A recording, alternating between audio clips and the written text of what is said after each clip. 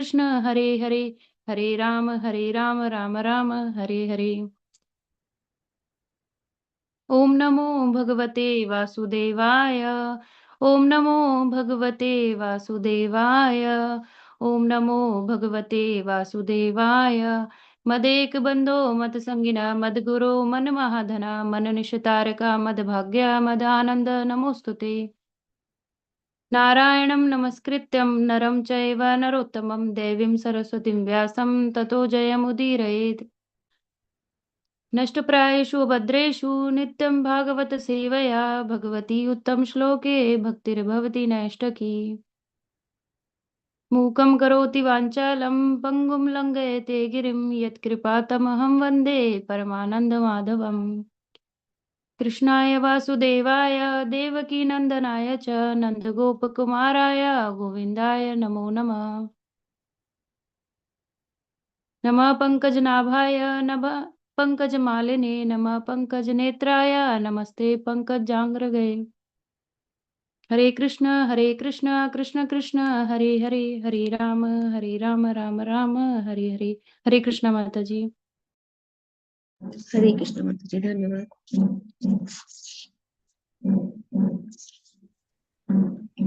हरे कृष्ण माता जी, दंडवत प्रणाम। दंडवत प्रणाम माता जी। हरे कृष्ण। हम लोग स्कंद 3 के अध्याय 1 में हैं। आज हम लोग 22वां श्लोक पढ़ेंगे।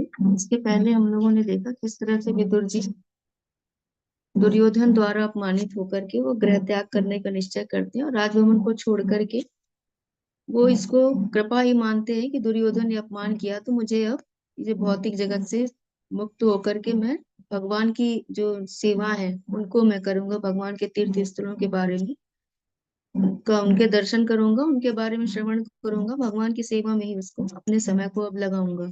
इस तरह से वो अपने अंतर में वो प्रसन्नता मानते हैं, भगवान की कृपा मानते हैं इसको, और वो अलग अलग तीर्थ स्थानों के भ्रमण करने के लिए निकल जाते हैं।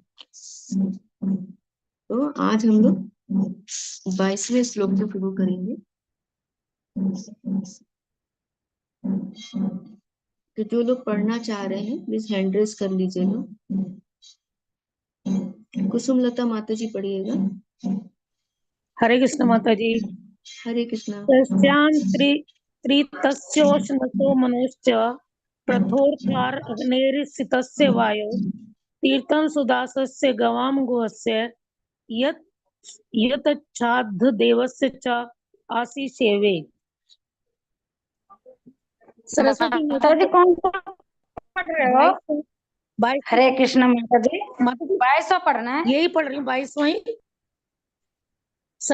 स्कंद 3 अध्याय 1 का 22 जी। 22वां ही पढ़ना है माता जी। माता जी यही पढ़ना है। 22 पढ़ना है माता जी। तो 22 ही तो है ये कौन सा पढ़ा मैंने? 22 नहीं है, 23 पढ़ा है आपने। नहीं माता जी सही पढ़ रहे हैं माता जी, आप पढ़िए, आगे पढ़िए। माता जी ने 22वां ही पढ़ा है, मैंने सुना है अभी। अच्छा।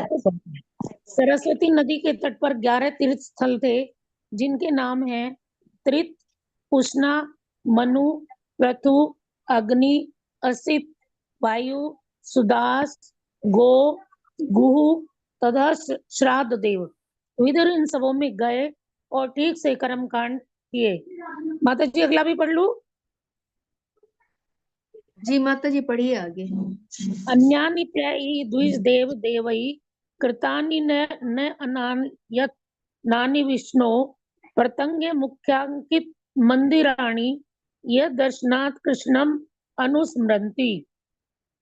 वहां महर्षियों तथा देवताओं द्वारा स्थापित किए गए पूर्ण पुरुषोत्तम भगवान विष्णु के विविध रूपों से युक्त अनेक अन्य मंदिर भी थे। ये मंदिर भगवान के प्रमुख प्रतीकों से अंकित थे और आदि भगवान श्री कृष्ण का सदैव स्मरण कराने वाले थे। तात्पर्य: मानव समाज 4 सामाजिक वर्णों तथा 4 आध्यात्मिक प्रयागों में विभाजित है जो प्रत्येक मनुष्य पर लागू होता है।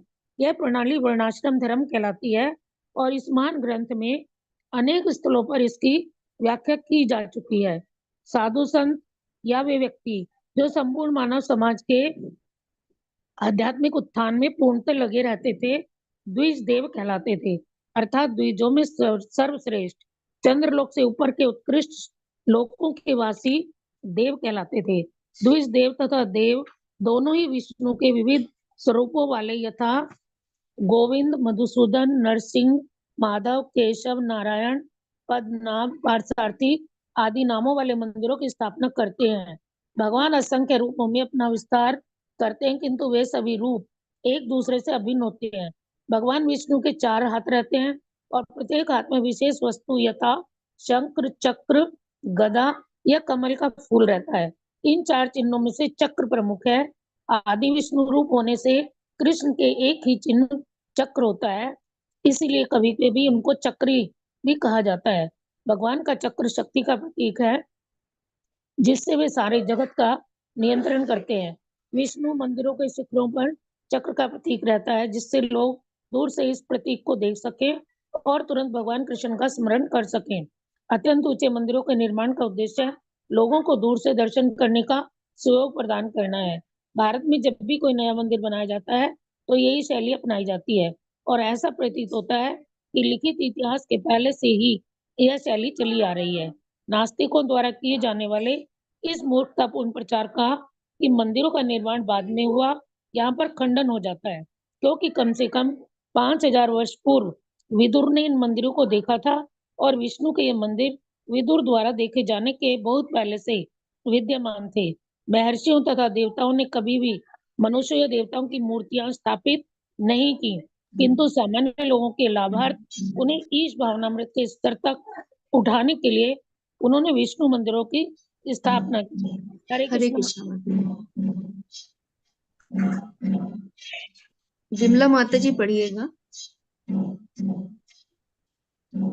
हरे कृष्णा माता जी। हरे तते वित्यज्य दुराष्टे मृदम सोवी रमात्यश्च कुरुजांग लाक्षश्च च कालेन तावध मुनि प्रेते तदो उद्धम भागवतम ददर्श। तत्पश्चात वे अत्यंत धनवान प्रांत यथा सूरत, सोवीर और मत्स्य से होकर तथा कुरु जांगाल नाम से विख्यात पश्चिमी भारत से होकर गुजरे। अंत में वे यमुना के तट पर पहुंचे, जहां उनकी भेंट कृष्ण के महान भक्त उद्धव से हुई। तात्पर्य: आधुनिक दिल्ली से लेकर उत्तर प्रदेश के मथुरा जिले तक का लगभग 100 वर्ग मील का भूखंड, जिसमें हरियाणा प्रदेश के गुड़गांव जिले का कुछ अंश सम्मिलित है, इन्हें सारे भारत में तीर्थ यात्रा के लिए सर्वोपरि स्थान माना जाता है।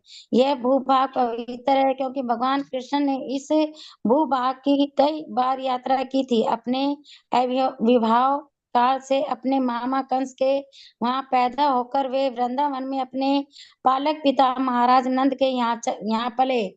आज भी वहां पर भगवान के कई भक्त कृष्ण तथा उनकी बाल सहेलियां गोपियों की खोज में भाव विभोर होकर रह रहे हैं। ऐसा नहीं है कि ऐसे भक्त उस भूभाग में कृष्ण का प्रत्यक्ष दर्शन करते हैं, किंतु भक्त का उत्सुकता पूर्वक कृष्ण की खोज करते रहना उनके साक्षात दर्शन करने के ही समान है। ऐसा कैसे है, इसकी व्याख्या तो नहीं की जा सकती, किंतु जो भगवान के प्रभु जी ऊपर करना थोड़ा सा किंतु जो भगवान के शुद्ध भक्त हैं, उनके द्वारा ऐसा अनुभव किया जाता है। दार्शनिक रूप से मनुष्य यह समझ सकता है कि भगवान कृष्ण तथा उनकी स्मृति परम स्तर पर होती है और शुद्ध इस चेतना में वृंदावन में उनकी खोज करने का विचार उनके साक्षात दर्शन करने की अपेक्षा अपने में भक्त को अधिक आनंद प्रदान करने वाला है। ऐसे भगवत भक्त उनका दर्शन प्रतिक्षण करते हैं, जिसकी पुष्टि ब्रह्म संहिता 85:38 में हुई है। प्रेम अंजन चूरिति भक्ति विलोचनेन संत सदैव हृदयेषु विलोकयन्ति। यम श्याम सुंदर मच्चिन्त्य गुणेशरूपम गोविंदमादि पुरुषम तमै भजामि।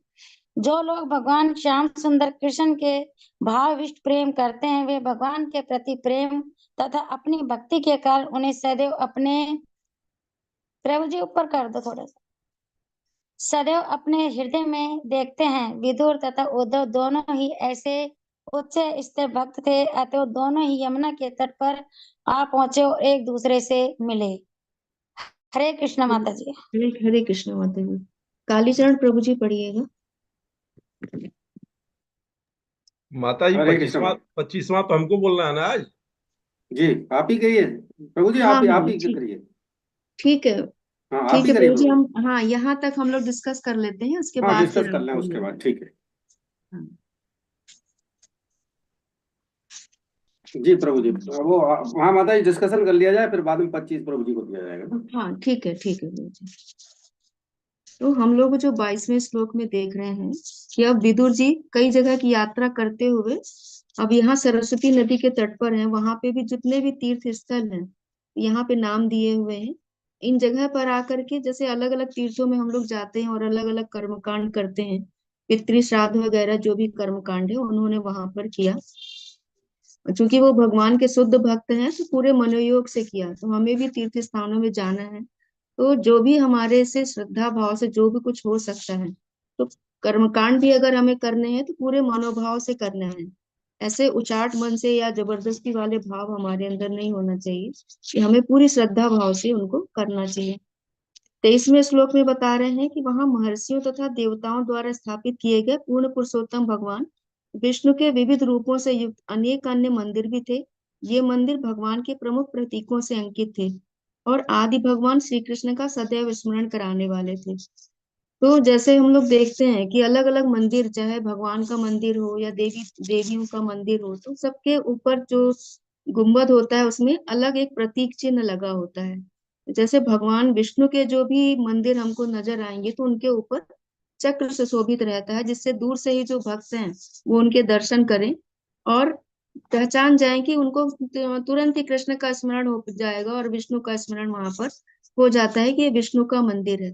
जो देवियों का मंदिर होता है वहां पे हम लोग जनरली जो देखते हैं तो वो कलश की स्थापना की जाती है कि ऊपर कलश का रहता है, कि जिससे ये पता लग जाता है कि हाँ ये देवी माँ का मंदिर है।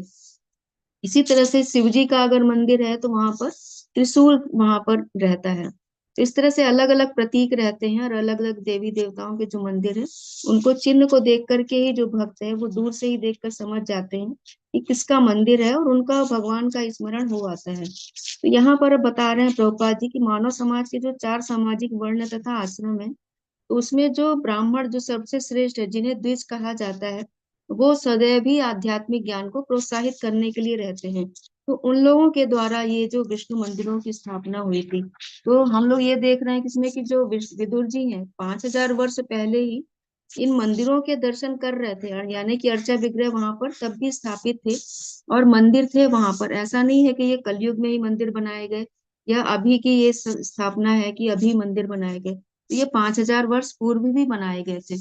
तो अलग अलग भगवानों के नाम से, तो भले ही जितने भी रूप हैं भगवान के, ये सब भगवान के अलग अलग उनकी कलाओं के अंशों के अवतार ही हैं, स्वांश अवतार हैं, अलग अलग रूपों में विद्यमान है, किंतु ये भगवान से अभिन्न होती हैं।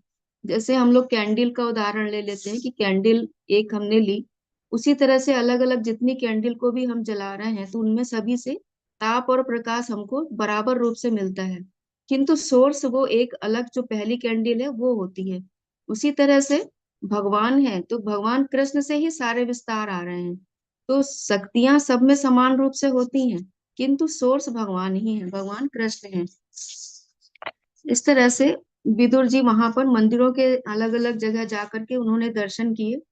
और लास्ट में जो प्रभुपाद जी लिख रहे हैं कि महर्षियों तथा देवताओं ने कभी भी मनुष्यों या देवताओं की मूर्तियों की स्थापना नहीं की। तो ये जो आज के समय में हम लोग देख रहे हैं कि जो लोग अपनी श्रद्धा को इस तरह से प्रकट करते हैं कि लोग जो मनुष्य हैं, जो लोगों ने अच्छे कार्य कर लिया तो उनकी भी मूर्तियां बना करके स्थापित कर दे रहे हैं। तो ये यहाँ पर बता रहे हैं कि महर्षि तथा जो देवताओं के द्वारा भी स्थापना हुई है मंदिरों की, तो वहां पर इस तरह की कभी भी स्थापना नहीं की गई किसी मनुष्य को वहां पर स्थापित कर दिया गया हो। तो ये आज कलयुग में हम लोग को देखने है कि हमको जो बेसिक चीज है कि सामान्य लोगों को भगवान कृष्ण का स्मरण हो, विष्णु का स्मरण हो, इस तरह के मंदिरों की स्थापना करनी है जिससे उसको उनका हृदय का शुद्धिकरण हो और वो अपना आत्म कल्याण कर पाए। तो यहाँ जो जगन्नाथपुरी का हम लोग मंदिर देखते हैं तो उसमें जो सुभकृष्ण दास प्रभु जी हैं वो बता रहे थे, इसकी स्थापना ब्रह्मा जी ने की है। स्वप्न तो इंद्रद्युम्न को आया था, राजा इंद्रद्युम्न ने सारी व्यवस्था की थी, लेकिन जो विग्रह की स्थापना थी वो ब्रह्मा जी के द्वारा हुई थी उसकी। इसी तरह से जो अलग अलग महर्षियों ने, ऋषियों ने यहाँ पर अलग अलग विष्णु मंदिरों की स्थापना की थी।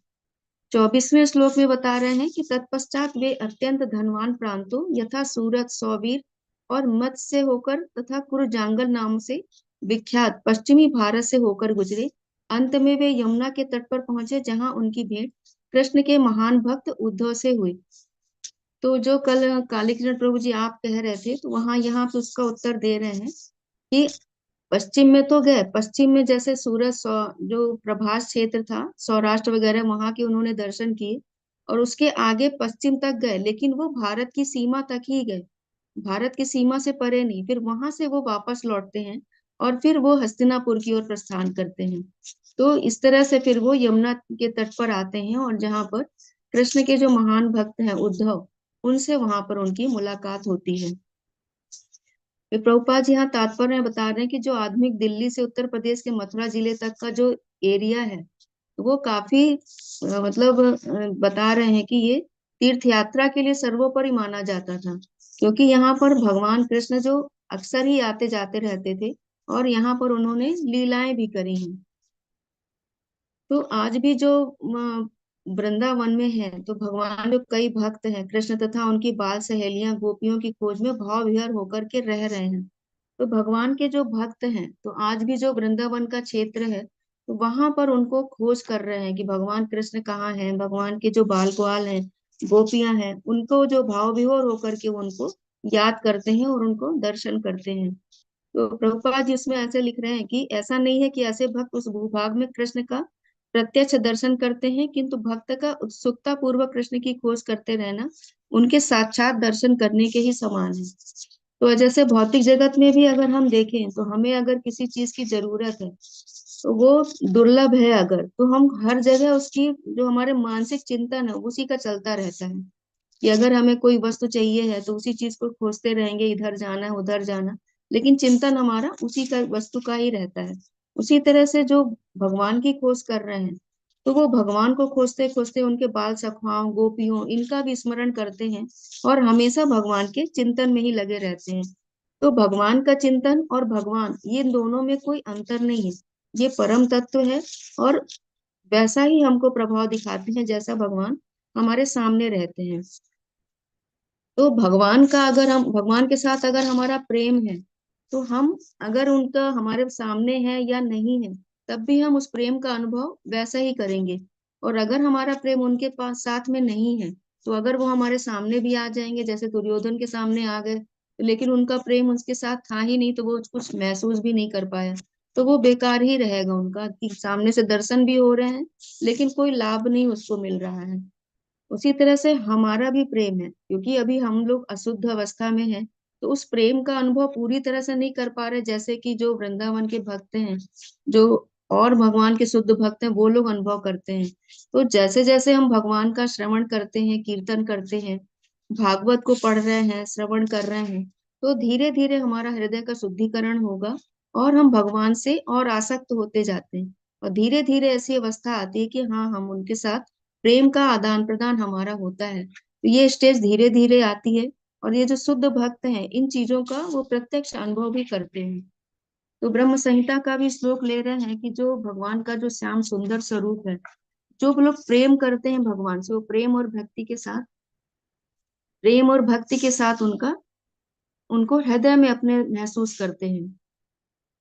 तो विदुरोद्धव जो थे वो लोग तो भगवान के बहुत ही उच्च भक्त थे, शुद्ध भक्त थे। इस तरह से वो दोनों यमुना तट पर मिलते हैं और एक दूसरे से यहाँ पर मिल रहे हैं। हरे कृष्णा प्रभु जी। जय प्रकाश प्रभु जी, हरे आप कृष्णा आगे प्रभु पढ़ जी। सकते हैं। जय माता जी। हरे कृष्णा।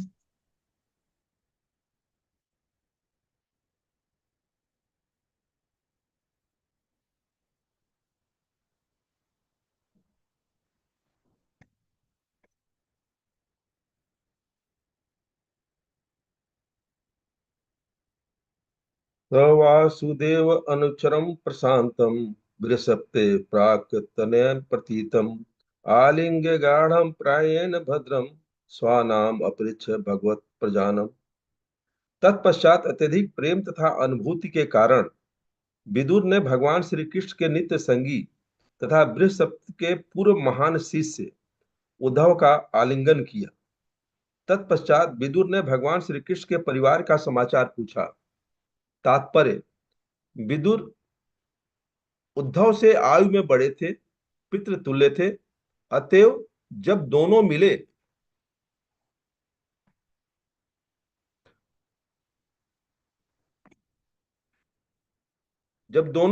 तो उद्धव ने विदुर को शीश झुकाया और विदुर ने उद्धव को आलिंगन किया। क्योंकि उद्धव छोटे थे अतएव पुत्र तुल्य थे। विदुर के बड़े भाई पांडु भगवान श्री कृष्ण के फूफा थे और उद्धव भगवान श्री कृष्ण के चचेरे भाई थे।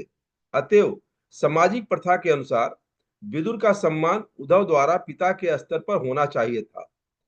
उद्धव तर्कशास्त्र के महान विद्वान थे और वे देवताओं के गुरु तथा महान विद्वान पुरोहित बृहस्पति के शिष्य के रूप में विख्यात थे। विदुर ने उद्धव से उनके संबंधियों की कुशलता के विषय में पूछा। यद्यपि उन्हें ज्ञात था कि वे सब इस लोक में नहीं रहे। यह जिज्ञासा अजीब लगती है, किंतु शील जीव गोस्वामी कहते हैं कि यह समाचार विदुर के लिए आघात स्वरूप थे, इसलिए उन्होंने अति उत्कंठावश पुनः पूछा। इस तरह उनकी यह जिज्ञासा मनोवैज्ञानिक ही थी, व्यवहारिक नहीं।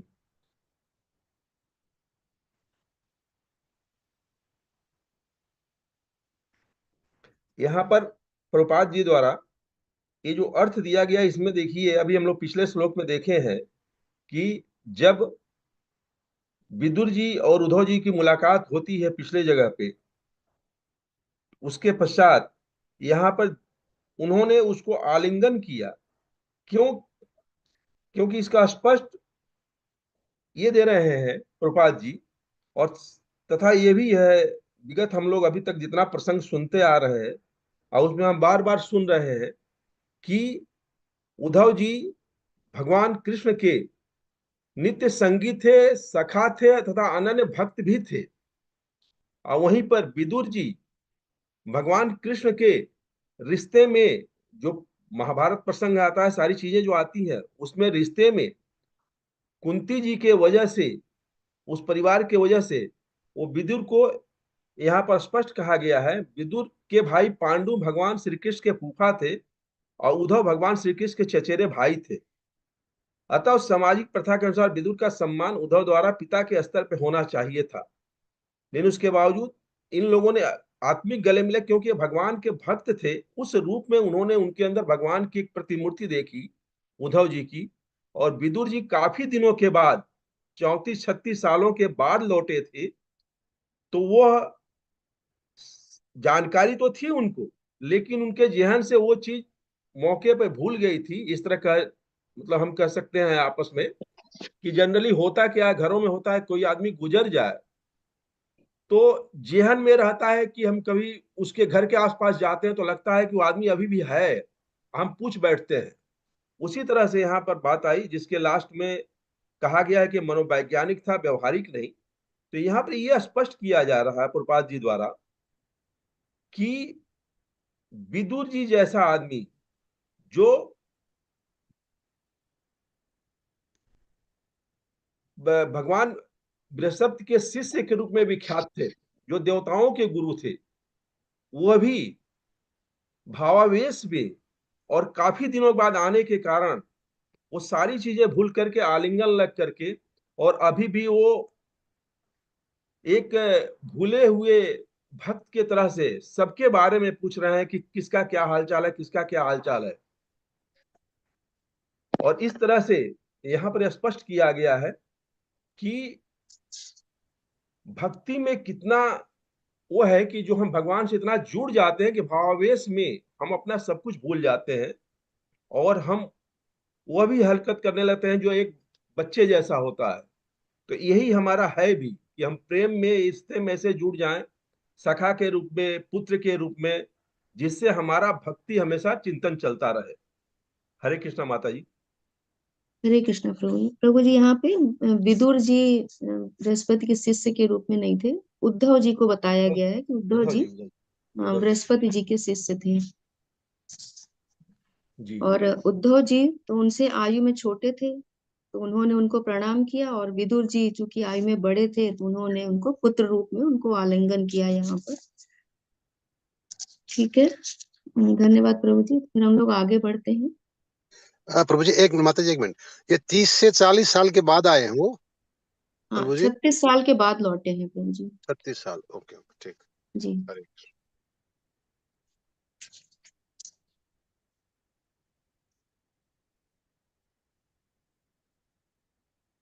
स्क्रीन शेयर हो रहा है माता जी?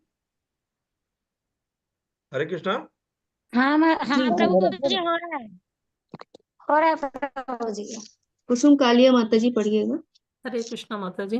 हरे कृष्ण। कच्चित् पुराणो पुरुषो स्वनाभ्य पदम अनुवृत्य इहि किलावतीर्णौ आसात् उर्व्य कुशलम विधाय कृत्क्षणो कुशलम शूर गेहे। कृपया मुझे ये बतलाएं कि भगवान की नाभि से निकले कमल से उत्पन्न ब्रह्मा के अनुरोध पर अवतरित होने वाले दोनों आदि भगवान, जिन्होंने हर व्यक्ति को ऊपर उठाकर संपन्नता में वृद्धि की है, शूरसेन के घर में ठीक से तो रह रहे हैं। भगवान कृष्ण तथा बलराम तो पृथक पृथक भगवान नहीं हैं, ईश्वर अद्वितीय है, किंतु ये अनेक रूपों में जो एक दूसरे से भिन्न नहीं होते अपना विस्तार करते हैं। ये सभी स्वांश होते हैं। कृष्ण के निकटतम अंश बलदेव हैं और गर्भदुःखशायी विष्णु की नाभि से निकले कमल से उत्पन्न ब्रह्मा बलदेव के ही अंश है। ये सूचित करता है कि कृष्ण तथा बलदेव पर ब्रह्मांड के विधि विधान लागू नहीं होते, उल्टे सारे ब्रह्मांड उनके अधीन है। वे ब्रह्मा की प्रार्थना पर संसार का भार हटाने के लिए प्रकट हुए थे और उन्होंने अनेक अति मानवीय कार्यों द्वारा संसार को इससे छुटकारा दिलाया, जिससे हर व्यक्ति सुखी तथा संपन्न हो सका। भगवत कृपा के बिना कोई व्यक्ति सुखी तथा संपन्न नहीं हो सकता, क्योंकि भगवान के भक्तों के परिवार का सुख भगवान के सुख पर निर्भर करता है। अतएव विदुर ने सबसे पहले भगवान की कुशल क्षेम पूछी। हरे हरे कृष्णा कृष्ण जी। हरे माता। कृष्ण। नंदिनी माता जी पढ़िएगा।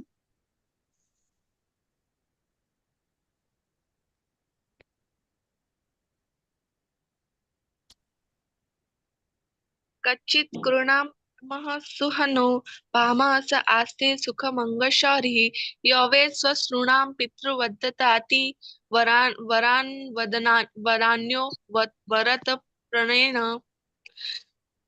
कृपया मुझे बताएं कि कुरुओं के सबसे अच्छे मित्र हमारे बहनोई वासुदेव कुशलता पूर्वक तो है, वे अत्यंत दयालु है, वे अपनी बहनों के प्रति पिता के तुल्य है और अपनी पत्नियों के प्रति सदैव हंसमुख रहते हैं। तात्पर्य: भगवान कृष्ण के पिता वसुदेव की 16 पत्नियां थी, जिनमें से एक का नाम पौरवी या रोहिणी था, जो बलदेव की माता थी और विदुर की बहन थी। इसलिए वसुदेव विदुर की बहन के पति थे और वे दोनों साले बहनोई थे। वसुदेव की बहन कुंती विदुर के बड़े भाई पांडु की पत्नी थी और उस तरह से भी वसुदेव विदुर के साले थे। कुंती वसुदेव से छोटी थी और बड़े भाई का कर्तव्य है कि वह अपनी छोटी बहनों को पुत्रियों के समान माने। जब भी कुंती को किसी भी प्रकार की आवश्यकता पड़ती, तो वसुदेव अपनी छोटी बहन के प्रति अत्यधिक प्रेम के कारण उसे उदारता पूर्वक प्रदान करते थे। वसुदेव ने अपनी पत्नियों को कभी असंतुष्ट नहीं होने दिया और साथ ही साथ वे अपनी बहन को इच्छित वस्तुएं प्रदान करते रहते। वे कुंती का विशेष ध्यान रखते, क्योंकि वे अल्पायु में ही विधवा हो चुकी थी। वसुदेव की कुशलता पूछते समय विदुर को ये सारी बातें तथा पारिवारिक संबंध स्मरण हुआ है। हरे कृष्ण माता। हरे कृष्ण माता जी। अनुपम चंपकलता माता जी पढ़िएगा।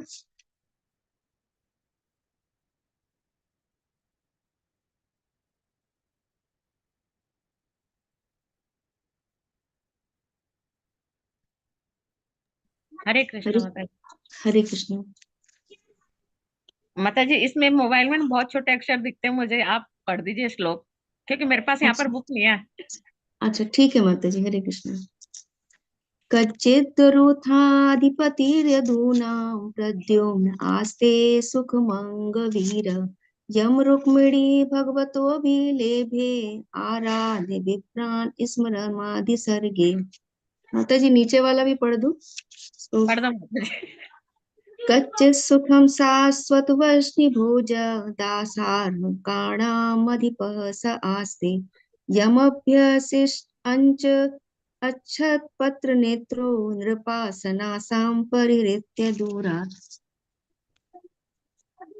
हरे हरे कृष्ण। कृष्ण। हे उद्धव, मुझे बताओ कि यदुओं का सेना नायक प्रद्युम्न, जो पूर्व जन्म में कामदेव था, कैसा है? रुक्मिणी ने ब्राह्मणों को प्रसन्न करके उनकी कृपा से भगवान कृष्ण से अपने पुत्र रूप में उसे उत्पन्न किया था। तात्पर्य श्रील प्रभुपाद जी के द्वारा। शिव जी गोस्वामी के अनुसार कामदेव भगवान कृष्ण के नित्य संगियों में से हैं। इसकी व्याख्या उन्होंने अपने भाष्य कृष्ण संदर्भ में विस्तार से की है।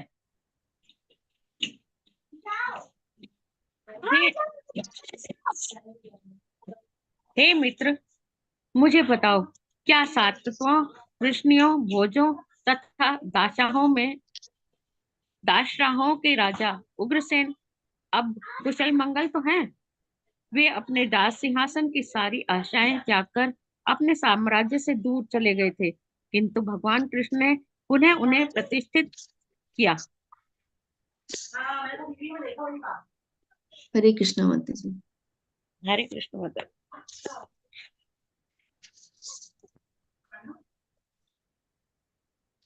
अब यहाँ 26वें श्लोक में बता रहे हैं कि कृपया मुझे बतलाएं। अब यहाँ पे विदुर जी पूछ रहे हैं कि कृपया मुझे बतलाएं कि भगवान की नाभि से निकले कमल से उत्पन्न ब्रह्मा के अनुरोध पर अवतरित होने वाले दोनों आदि भगवान, जिन्होंने हर व्यक्ति को ऊपर उठाकर संपन्नता में वृद्धि की है, सूरसेन के घर में ठीक से तो रह रहे हैं।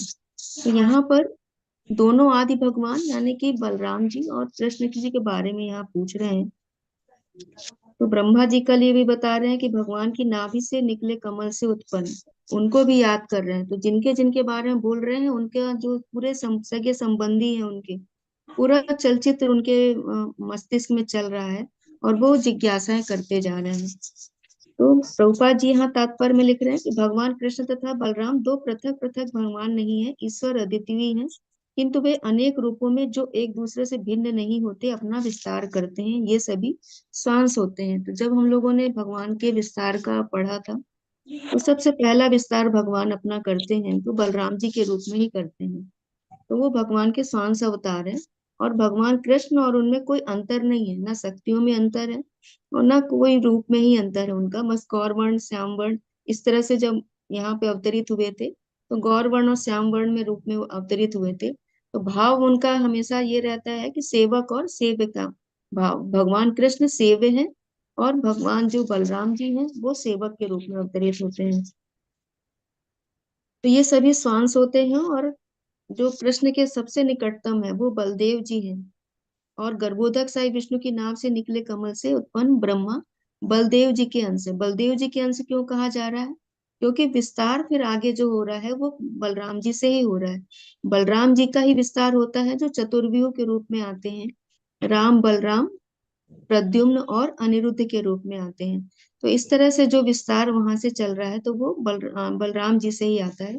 इसलिए यहाँ पर ये लिखा जा रहा है कि गर्भोदक साई विष्णु की नाभि से निकले कमल से उत्पन्न ब्रह्मा बलदेव जी के अंश है। तो यह सूचित करता है कि कृष्ण तथा बलदेव ब्रह्मांड के विधि विधान लागू नहीं होते। तो अब चूंकि पूरा ब्रह्मांड ही उनके अधीन है, तो ये तो त्रिगुणात्मक प्रकृति से परे ही है। तो सब ब्रह्मांड उनके अधीन है, तो वो यहाँ की जो प्रकृति है, यहाँ के जो विधि विधान है, उनके ऊपर लागू नहीं होते। तो भगवान ब्रह्मा जी की प्रार्थना से इस यहाँ का जो संसार का भार था, जब आसुरी शक्तियां बढ़ जाती हैं और भक्तों को कष्ट होने लगता है, तो फिर भगवान दयाद होकर कृपा करते हैं भक्तों पर और यहाँ पर आकर के उनका भार, पृथ्वी का जो भार है वो हटाते हैं। फिर अनेक अति मानवीय कार्यों द्वारा संसार को इससे छुटकारा दिलाया, जिससे हर व्यक्ति सुखी तथा संपन्न हो सके। धर्म की फिर से स्थापना करते हैं, जब भगवत गीता में भी बोलते हैं, यदा यदा ही धर्मस्य ग्लानिर्भवति भारत अभ्युत्थानम यधर्मस्य तदात्मानं सृजाम्यहम्। जब भी और जहां भी धर्म का पतन होता है और धर्म की प्रधानता होने लगती है, तो भगवान वहां अवतरित होते हैं और फिर से वहां पर धर्म की स्थापना करते हैं। भगवत कृपा के बिना कोई भी व्यक्ति सुखी तथा संपन्न नहीं हो सकता। तो आज की जो जीवन शैली ये है, तो हम लोग भगवान से दूर हुए हैं। तो हम लोगों के जो कष्ट जीवन में आ रहे हैं वो इसी वजह से है कि हम लोग भगवान से विमुख होकर के खड़े हैं। तो भगवान से विमुखता ही जो मेन कारण है कि वो कष्ट का कारण होता है। तो अधर्म इसीलिए प्रधान हो जाता है कि जब हम भगवान का स्मरण नहीं कर रहे, कोई भी जो कार्य कर रहे हैं वो भगवान के जो शास्त्रीय विधि उन्होंने बताई है उनके अनुसार नहीं कर रहे। तो भगवान को अगर हमें प्रसन्न करना है, भगवान सुखी हो जाएंगे तो फिर हम सब सुखी हो जाएंगे। तो भगवान को प्रसन्न करने के लिए जो भगवान ने विधियां बताई हैं उनके अनुसार हमको कार्य करना है। तो जब हम भगवान के बताई विधि के अनुसार कार्य करेंगे तो वो भी हम अपनी इंद्रियों के द्वारा, भौतिक इंद्रियों के द्वारा नहीं समझ सकते। जब हम प्रामाणिक गुरु और ये जो शास्त्र है उनके द्वारा समझते हैं तब हम समझ पाते हैं कि हमारा जो वास्तविक कर्तव्य है क्या है, हम पूर्णतया सुखी कैसे होंगे। ये सब चीजें जब हम करेंगे तब हम वास्तविक जो आनंद है उसका भी अनुभव कर पाते हैं। तो भगवान की कृपा ही होती है जब भक्तों के ऊपर, तभी वो भक्ति उनको मिल भी पाती है। तब वो भगवान की ओर अग्रसर होते हैं और इन चीजों को एब्जॉर्ब भी करते हैं और समझ भी पाते हैं। क्योंकि भगवान के भक्तों के परिवार का सुख भगवान के सुख पर निर्भर करता है, अतः विदुर ने सबसे पहले भगवान की कुशल क्षेम पूछी। तो जो भक्त हैं तो उनके जो परिवार का सुख है वो भगवान के सुख पर ही निर्भर है। भगवान अगर प्रसन्न है तो वो लोग सुखी हैं। ऐसी उनकी हमेशा सोच रहती है कि भगवान को मुझे प्रसन्न करना है, कि जो भी कार्य उनको करना है वो भगवान की प्रसन्नता के लिए करना है। इसलिए जो विदुर जी हैं उद्धव जी से सबसे पहले प्रश्न करते हैं कि वो भगवान की कुशल क्षेम कैसी है, भगवान का जो यदुवंश है, भगवान का जो परिवार है, पांडु वगैरह का परिवार है। तो क्योंकि भगवान उनको भी अपना आत्मीय जन मानते थे, उन सब के बारे में वो सबसे पहले कुशल क्षेम पूछते हैं। 27वें श्लोक में बता रहे हैं कि कृपया मुझे बताएं कि कुरुओं के सबसे अच्छे मित्र हमारे बहनोई वासुदेव कुशलता पूर्वक तो हैं। वे अत्यंत दयालु हैं।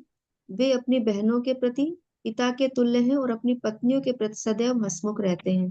तो भगवान के विषय में पूछ रहे हैं, वसुदेव उनके बारे में पूछ रहे हैं कि अपनी बहनों के प्रति पिता तुल्य हैं और पत्नियों के प्रति सदैव हंसमुख रहते हैं। तो जो भगवान कृष्ण के पिता वसुदेव हैं उनकी जो 16 पत्नियां थी, जिनमें एक का नाम पौरवी या रोहिणी था, बलदेव की माता थी और विदुर की बहन थी। यहाँ एक्चुअली कृष्ण के पिता के बारे में वो जिज्ञासा कर रहे हैं। कुरुओं के जो सबसे अच्छे मित्र हमारे बहनों वसुदेव, तो रोहिणी के पति हैं जो बलदेव की माता थी और विदुर की बहन थी, इसलिए वसुदेव विदुर की बहन के पति थे और वे दोनों साले बहनों थे। तो दोनों दो रिश्ते यहाँ पर दिए हैं कि वसुदेव जी और विदुर, ये दोनों साले लगते हैं, जीजा साले हैं। और बड़े भाई विदुर के बड़े भाई पांडु की पत्नी यानी कि कुंती महारानी के लिए कह रहे हैं कि उसके रिश्ते से भी ये दोनों साले बहनों ही लगते हैं। कुंती जो है वसुदेव से छोटी थी और वसुदेव जी उनका पूरा ध्यान रखते थे, क्योंकि कब छोटी उम्र में ही वो विधवा हो गई थी तो स्वाभाविक रूप से उनका स्नेह ज्यादा था और जो भी उनके जो जरूरत थी उनका वो पूरा पूरा ख्याल रखते थे। तो यहाँ पर एक बहुत सी शिक्षा हमको भी दे रहे हैं कि जब भी कुंती को किसी भी प्रकार की आवश्यकता पड़ती तो वसुदेव अपनी छोटी बहन के प्रति अत्यधिक प्रेम के कारण उसे उदारता पूर्वक प्रदान करते थे। तो हम यहाँ पर भी जो भौतिक जगत में भी हमारे जो कार्य हैं, तो हमारे जो मान्य के रिश्ते हैं उनका भी हमें पूरी उदारता पूर्वक पूरा सम्मान करना है। जो लेन देन का कार्य, इसमें आगे आचार्य भी बताते हैं कि जो हमारे मान के जो रिश्ते हैं उनके चाहे पति हो पत्नी हो, उन दोनों का ही बराबर से हमें सम्मान करना है। कि अगर हम अपनी बहन को दे रहे हैं तो उनके जो पति हैं यानी हमारे जीजा हैं तो उनको भी हमें बराबर से ही सम्मान करना है। तो ये यहाँ पर हमें वसुदेव के उनके से हमें शिक्षा भी मिल रही है। वे कुंती का विशेष ध्यान रखते क्योंकि वे अल्पायु में विधवा हो चुकी थी। वसुदेव की कुशलता पूछते समय विदुर को ये सारी बातें पारिवारिक संबंध स्मरण हुआ है। तो किसी के विषय में भी हम अगर चर्चा करते हैं तो निश्चित रूप से उनके साथ अगर हमारा समय बीता है तो वो सारी बातें हमें स्मरण में हो आती हैं। उसी तरह से यहाँ पर विदुर जी भी उन सारी चीजों को स्मरण कर रहे हैं। 28वें श्लोक में बता रहे हैं कि हे उद्धव, मुझे बताओ कि यदुओं का सेना नायक प्रद्युम्न जो पूर्व जन्म में कामदेव था कैसा है। रुक्मिणी ने ब्राह्मणों को प्रसन्न करके उनकी कृपा से भगवान कृष्ण से अपने पुत्र रूप में उसे उत्पन्न किया था। तो अब यहाँ पर रुक्मिणी जी का जो प्रसंग आ रहा है कि ब्राह्मणों को प्रसन्न करके उनकी कृपा से भगवान कृष्ण को अपने, ये तो एक लीला का रूप हमें देखना है कि भगवान रुक्मिणी तो स्वयं लक्ष्मी का ही अवतार है, तो उनको किसी चीज की जरूरत नहीं है, लेकिन सिर्फ एक जो सामान्य जन है उनके लिए एक उदाहरण प्रस्तुत करना है, एक प्रमाण के रूप में रहना है उनको। इस तरह से वो हमें ये शिक्षा दे रही है कि हमें जो भी कार्य करना है तो भगवान गुरु साधु शास्त्र उनके गुरु और साधु, गुरु और भगवान की प्रसन्नता के लिए कार्य करना है। तो ब्राह्मणों को भी हमको प्रसन्न करना रहता है, ब्राह्मणों का भी एक रोल रहता है, वो हमें ज्ञान प्रदान करते हैं, हमें भगवान की ओर ले जाने का कार्य करते हैं, तो हमें उनसे पूछ करके उनकी प्रसन्नता के लिए कार्य करके इस तरह से हमें कार्य करना है। प्रभुपाद जी यहाँ पे लिख रहे हैं कि सिर जी गोस्वामी के अनुसार स्मर कामदेव भगवान कृष्ण के नित्य संगियों में से हैं। इसकी व्याख्या उन्होंने अपने भाष्य कृष्ण संदर्भ में विस्तार से की है। तो कामदेव जी का ही अवतार है ये प्रद्युम्न है, ऐसा बोलते हैं, लेकिन कामदेव जी का जो शुभ कृष्ण दास प्रभु जी बता रहे थे कि प्रद्युम्न तो स्वतः भगवान के विस्तार ही है, जैसा बलदेव जी के विस्तार में हम लोग देखते हैं चतुर्व्यूह के रूप में आते हैं, तो ये प्रद्युम्न तो आए ही हैं। कामदेव उनमें सूक्ष्म रूप से आते हैं, वहां पर उनके शरीर में प्रवेश करते हैं, तो है तो वो पार्षद ही। तो यहाँ पर यही बता रहे हैं कि कामदेव जी के रूप में आए, क्योंकि इनको लीलाएं आगे बढ़ानी है, तो कामदेव जी का जो रूप है वो सूक्ष्म रूप से उनके अंदर प्रविष्ट है। तो कामदेव जी की भी लीला का विस्तार में हम लोग दसम स्कंद में पढ़ेंगे कि किस तरह से रुक्मिणी जी ने इनको जन्म दिया और 10 दिन के बाद ही इनका अपहरण हो जाता है और इनको समुद्र में डाल देती हैं। तो वहां एक मछली निगल लेती है उनको, और वो मछली को, ये एक असुर था, बाणासुर या का नाम हम बोल रहे हैं, वहां पे लाया जाता है, वहां पे उनके किचन में रखा जाता है उनको, वहां पे वो काटते हैं उनको, तो प्रद्युम्न जी वहां निकलते हैं। तो रति जी जो हैं उनको वहां पर एक परिकर के रूप में रहती हैं वहां पर, कि उनको ये पता रहता है कि हमारे पति यहीं पर उनका मिलन होगा। शिव जी ने चूंकि उनको भस्म किया था, तो शिव जी से ही प्रार्थना करती हैं रति जी कि मैं अब पति के रूप में उनको कैसे प्राप्त करूंगी। तो वो भगवान शिव ही जी भेजते हैं कि आप वहां पर बाणासुर के यहाँ जा करके आप इस रूप में रहिए, वहीं पर आपका उनसे मिलन होगा। तो इस तरह से वो वहां रहती हैं, और जब वो उनके मछली के पेट से बाहर निकलते हैं तो फिर उनके आकर्षण उनको हो जाता है, उनसे प्रेम हो जाता है। तो वो जो प्रेम था उनका, वो उनका पति रूप में नहीं बल्कि वो वात्सल्य रूप में रहता है, पुत्र के रूप में ही रहता है उनका प्रेम। फिर जब वो बड़े हो जाते हैं, 20 वर्ष के हो जाते हैं, तब वो उनको लेकर के द्वारका लौटती हैं। तो ये पूरा प्रसंग हम लोग उसमें पढ़ेंगे, दसम स्कंद में आता है। 29वें श्लोक में बता रहे हैं, हे मित्र मुझे बताओ क्या हरे सात्वतो कृष्णा वृष्टि माता जी। हरे हरे कृष्णा कृष्ण। माता जी। हरे कृष्ण। सॉरी, मैं बीच में टोक रही हूँ आपको। हाँ जी माता जी। मुझे 2 प्रश्न पूछने हैं। हाँ बोलिए माता जी। एक तो विदुर जी की जो बहन है, तो बहन कैसे हुई? बहन तो फिर धृतराष्ट्र की और पांडव की हुई। तो ये रोहिणी जी को बता रहे हैं, जो बलदेव जी की माता है वो विदुर की बहन थी। नहीं, उन्होंने कहा जीजा ना, विदुर की बहन अपने बहनोई वसुदेव कृष्ण बहनों के। आप हाँ, ये एक का नाम पौरवी या रोहिणी था जो बलदेव की माता थी और विदुर की बहन थी। हाँ, विदुर की बहन है ना। हाँ विदुर की लेकिन माता बहन जी, थी। हरे कृष्णा, वही तो मैं कह रही ये हूँ, विदुर की बहन चित्रांग हुई तो वो विचित्रवीर धृतराष्ट्र और विचित्रवीर की 3 संतानें बताई गई हैं, धृतराष्ट्र, पांडु और विदुर। तो इसमें लड़की या चौथे संतान का तो कहीं जिक्र ही नहीं आता। विचित्रवीर की 3 संतानें हैं जो व्यास जी द्वारा हैं, पहले जी। धृतराष्ट्र, दूसरे पांडु, तीसरे विदुर, चौथी संतान की तो हम्म। चर्चा ही नहीं है। हाँ, ये तो तो ये मैंने भी नहीं पढ़ा, क्वेश्चन बुक में भी नहीं पढ़ना पढ़ा। तो सुना तो हमने भी नहीं है प्रभु जी, लेकिन यहाँ पर अब चूंकि प्रभुपाद जी ने लिखा है तो उसको हम लोग आगे प्रसंग देख सकते हैं, हो सकता है हमको आगे मिले इस तरह का कोई भी माता जी, प्रसंग। क्षमा करें, मेरे भी एक प्रश्न है।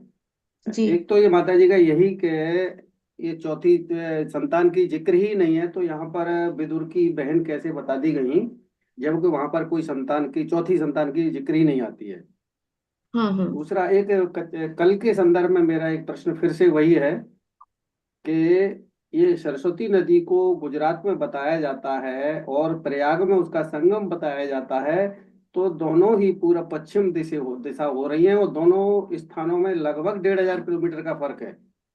इलाहाबाद में और गुजरात का जो वो जो इलाका बताया गया है, जी उस जी। क्षेत्र में लगभग 1500 किलोमीटर का सीधा फर्क है। नदी तो घूम फिर के जाती है, तो एक नदी दो जगह कैसे पहुंच जाती है? दोनों, एक का जी मुहाना गुजरात में, दूसरे का मुहाना इधर इलाहाबाद में, हाँ नदी हाँ एक ही है। उनको क्या, प्रभु माता जी को ना मैं ये कह रहा हूँ, चर्चा करें आगे मंदिर में नहीं जाके, नहीं, जहाँ भी बिल्कुल आपका प्रश्न उचित है प्रभु जी, मेरा आप क्वेश्चन भी क्लियर सुन लो। कीजिएगा। दोनों दोनों मुहाने जो हैं 1500 किलोमीटर है सीधा डिस्टेंस, एरियल डिस्टेंस, और नदी जो चलती है उसमें तो 1800 होगा कम से कम। नहीं प्रभु बिल्कुल जी आप पहले सही मेरा कह रहे क्वेश्चन हैं, सुन हमें लो। बहुत ज्यादा डिटेल मैप की हमें बहुत ज्यादा नॉलेज नहीं है। जितना हम लोग आचार्यों से सुनते हैं उतना ही मैं डिस्क्राइब वो यहाँ पर आचार्यों से करते हैं। चर्चा की जाए कि एक ही नदी जी के दो बिल्कुल, मुहाने आपने कैसे हो प्रश्न सकते उठाया हैं। है तो जो हमारे सीनियर्स भक्त हैं उनसे हम जरूर चर्चा करेंगे। मैं वही निवेदन कर रहा हूँ कि हाँ आप सीनियर बिल्कुल। से पूछें कि एक नदी के दो मुहाने 1800 किलोमीटर दूरी पर कैसे हो सकते हैं। प्रभु जी ये बहते हुए ही जा सकती हैं, ऐसा तो हम लोग देख सकते हैं कि अगर यहाँ आप समझिए कि अगर जो उत्तराखंड से जो नदियां बह रही हैं वो बंगाल की खाड़ी तक पहुंच रही हैं, एक तो ये नदी का तो मुहाना एक ही होता है, दो नहीं होते। नहीं, प्रभु जी एक मुहाना तो मिनट, एक ही प्रभु होगा। जी माता जी, ये युग बदलते रहते हैं बीच में, जैसे थोड़ी जैसे यहाँ समुद्र है, पहले रेगिस्तान में समुद्र था। ये बंबई में तो समुद्र नहीं था, पहले रेगिस्तान में था। और जब समुद्र धीरे धीरे इधर आ गया तो वहां रेती हो गई। जैसे अफ्रीका में ये मेरुस्थल है, तो वहां भी पहले पानी था, तो वहां वो रेती छोड़ के तो दूसरे, ऐसे ये चेंज होती रहती धरती। तो हो सकता है उस टाइम हो। हरे कृष्णा माता जी। हरे कृष्णा हरे प्रभु कृष्णा। जी। ये बिल्कुल सही बोल रही हैं माता श्री।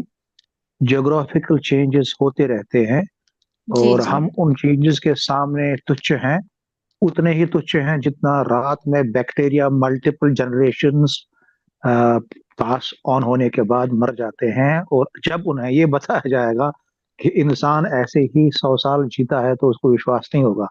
ये बिल्कुल एग्जाम्पल बिल्कुल। हम अक्सर तब बताते हैं जब ब्रह्मा जी की उम्र का एक आइडिया लेना होता है। जी बट बिल्कुल। ज्योग्राफिकल चेंजेस के सामने भी हम उतने ही निम्न हैं जितना बैक्टीरिया रात को होता है, राइट। सो इसका एविडेंस है नॉर्थ इंडिया में। हम उन पहाड़ी एरियाज को देख सकते हैं, हिली एरियाज को देख सकते हैं जहाँ गोल गोल पत्थर मिलते हैं। हिस्टोरिया जो हिस्ट्री, ये नहीं कहूंगा कि 100% करेक्ट है, but geography and geology strong evidence के साथ होते हैं।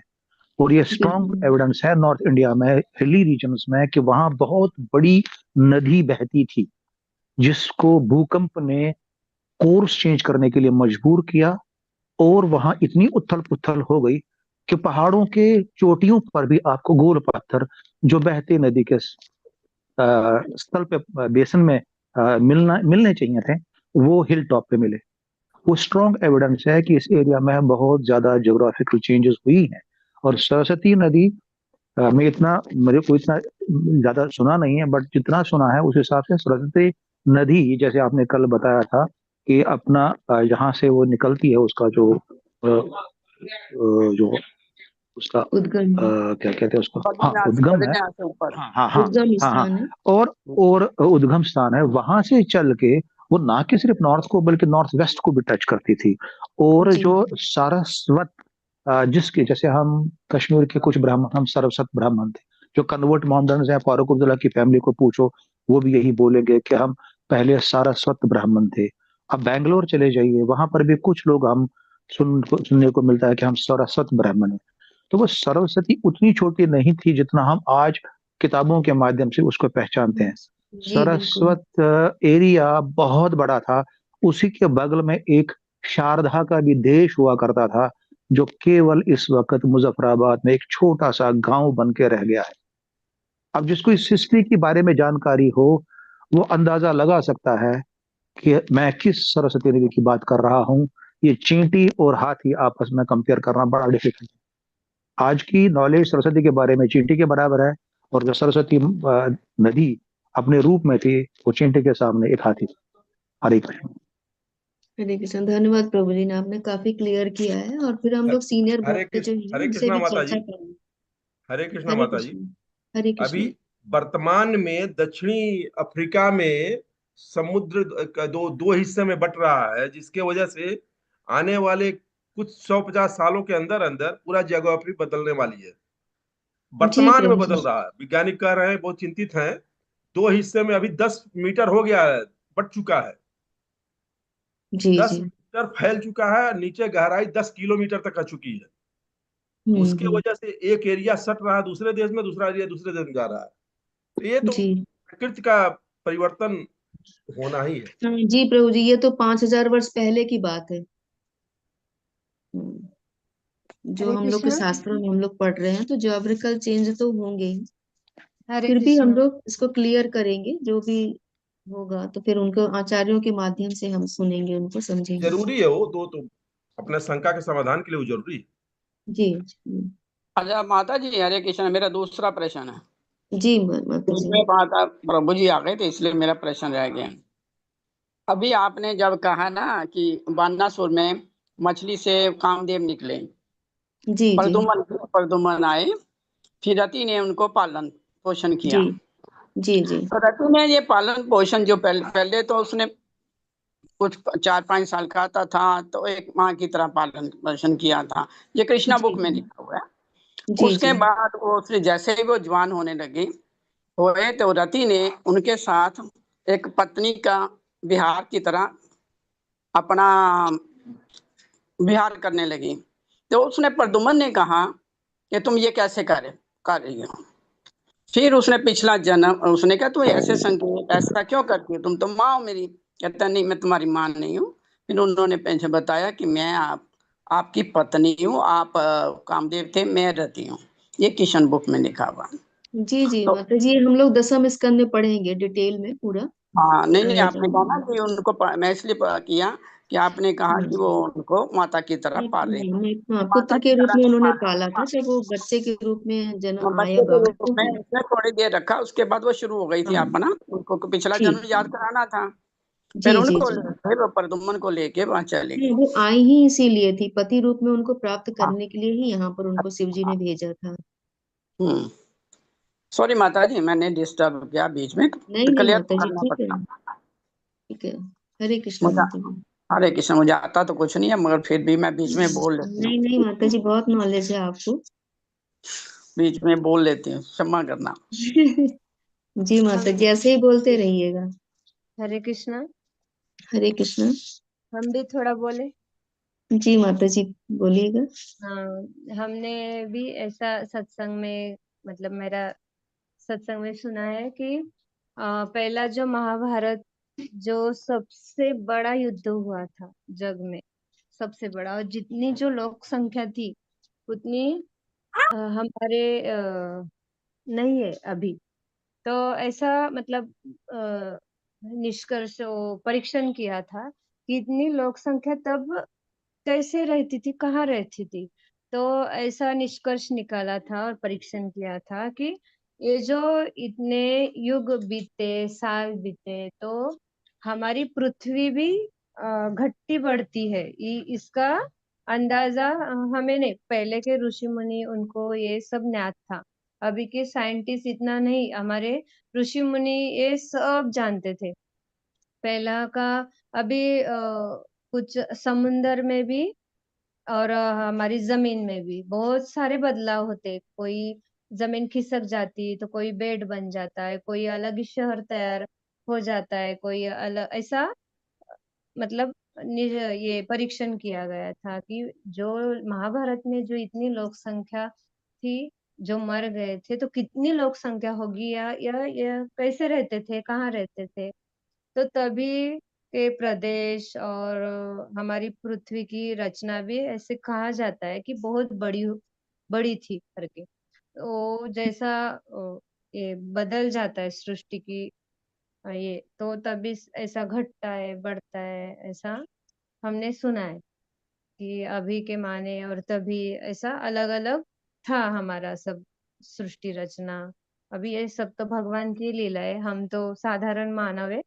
हम मतलब हमारी बुद्धि इतनी तक नहीं जा सकती कि क्या भगवान की लीला है और क्या वो मतलब कैसा चल रहा है, ये तो उन्हें ही पता है। तभी थोड़ा प्रयास किया माता जी, कुछ गलती हुई होगी तो बता नहीं माता जी, दीजिएगा, जो मतलब मैं भी ये हम लोगों का डिस्कशन ग्रुप ही है, तो हमें तो जो भी हमने श्रवण किया है, लेकिन बस हमें शास्त्र का ही पता होना चाहिए। शास्त्र और आचार्यों ने जो बताया है हमको वही वही बातें बोलनी है। नहीं, आप सभी को शेयर करने का यहाँ पर है कि सभी लोग शेयर करें अपना हरे कृष्णा जो भी माता जी। नॉलेज है। हरे कृष्ण। हरे कृष्णा।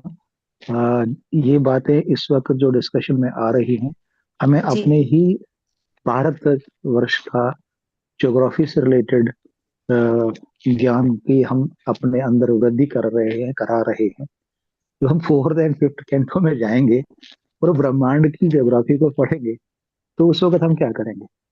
किसी के पास कोई आंसर नहीं होगा। जी जी तो जी उस वक्त हम चुपचाप, तब उस वक्त हम चुपचाप हर एक चीज को इमेजिन करना शुरू करेंगे अपने दिमाग से, जो कि अचिंतनीय है उस ब्रह्मांड को समझना। जी मैं जी समझता हूँ कि हमें इसको भी अचिंतनीय समझना चाहिए कि जो पुस्तक में हमारे ही प्रदेश के बारे में आज से 10,000 5,000 साल पहले बताया गया है, हम उस पर चिंतन नहीं कर सकते। जी जी हरे जो कृष्ण। अपने चेंजेस तो होते हरे ही कृष्ण। रहते हैं। हरे चेंज। कृष्ण। हरे धन्यवाद। कृष्ण। हरे। ये लास्ट श्लोक है, इसमें भी जो विदुर जी पूछ रहे हैं कि सात्वत वृष्णि, जो जितने भी वहां पर जातियां थी उन बारह के बारे में पूछ रहे हैं। वृष्णियों, भोजों, दासारों के राजा उग्रसेन अकुशल मंगल तो हैं। वे अपने राज सिंहासन की सारी आशाएं त्याग कर अपने साम्राज्य से दूर चले गए थे, किंतु भगवान कृष्ण ने उन्हें पुनः स्थापित किया। तो ये अनेक अलग अलग जो जातियां थी, उनके जो राजा थे, उनके बारे में यहाँ बता रहे हैं कि वो लोग सभी आशाएं छोड़ चुके थे कि वो लोग अपने साम्राज्य में अब पुनः स्थापित नहीं हो पाएंगे। ये सोच करके वहां से वो लोग दूर चले गए थे, किंतु भगवान कृष्ण आते हैं तो उनको फिर से स्थापित करते हैं वहां पर। हरे कृष्णा। तो कल जो हम लोग व्यासदेव जी के बारे में बात कर रहे थे, तो व्यासदेव जी एक्चुअल में सत्यवती और पराशर ऋषि के ही पुत्र हैं। और जो ब्रह्मा जी की चर्चा आ रही थी कि ब्रह्मा जी के वो पुत्र नहीं थे कभी भी, वो ब्रह्मा जी के पुत्र नारद जी के शिष्य थे वो। तो ये प्रभुपाद जी ने, जो हम लोगों ने प्रथम स्कंद पढ़ा है, तो व्यासदेव जी के बारे में बहुत डिटेल से उन्होंने उसमें लिखा हुआ है। तो अगर किसी को थोड़ा सा भी डाउट है तो उसको पूरा पढ़ सकते हैं व्यासदेव जी के बारे में, सारी क्लैरिटी आ जाएगी उसमें। ठीक है, फिर किसी और को कुछ कहना है या जिज्ञासा किसी की कुछ ऐड करना चाहते हैं? नहीं तो फिर हम लोग आज मीटिंग एंड करेंगे यहीं पर। कल फतेह रावत प्रभु जी आज हैं आप? हरे कृष्ण माता जी, मैं ट्रेवल कर रहा हूँ। हरे कृष्ण, आपकी से आवाज भी कट निकले रही हम, है प्रभु एक्चुअली जी। कुंभ में गए थे। कुंभ से फिर अभी क्या कहते हैं, हाँ मैं ट्रेवलिंग कर रहा हूँ अभी। ये जयप्रकाश जी बता देंगे अगर आवाज नहीं आई। अभी आवाज आ रही क्या? हाँ हाँ, वो रहेंगे, हरे कल कृष्णा। रहेंगे, वो रहेंगे, रहेंगे पता रावत हाँ प्रभु तो रहेंगे। ये हाँ कल हाँ, अभी वो यात्रा में है फतेह रावत प्रभु, वो अपने घर पहुंच जाएंगे सुबह तक। क्लास में। ठीक है, ठीक, हरे कृष्णा। हरे तो कृष्ण। ठीक है, तो आज हम लोग यही खत्म करते हैं, कल फिर हम जी लोग मिलते हैं। हाँ, हरे कृष्ण महामंत्र और वैष्णव प्रणाम मंत्र बोल करके मीटिंग एंड करेंगे। हरे कृष्णा कृष्णा कृष्णा हरे हरे, हरे हरे राम राम राम हरे हरे। वाञ्छाकल्पतरुभ्यश्च कृपा सिन्धुभ्य एव च पतितानां पावनेभ्यो वैष्णवेभ्यो नमो नमः। श्रील प्रभुपाद की जय, सभी वैष्णव भक्त वृंद की जय, निताई गौर प्रेमानंदी हरि हरि बोल। श्री श्री राधा रमण बिहारी की जय। हरे हरे कृष्णा। श्री कृष्ण हरे माता जी। कृष्ण, दंडवत दंडवत प्रणाम। प्रणाम, बहुत बहुत धन्यवाद माता जी, बहुत बहुत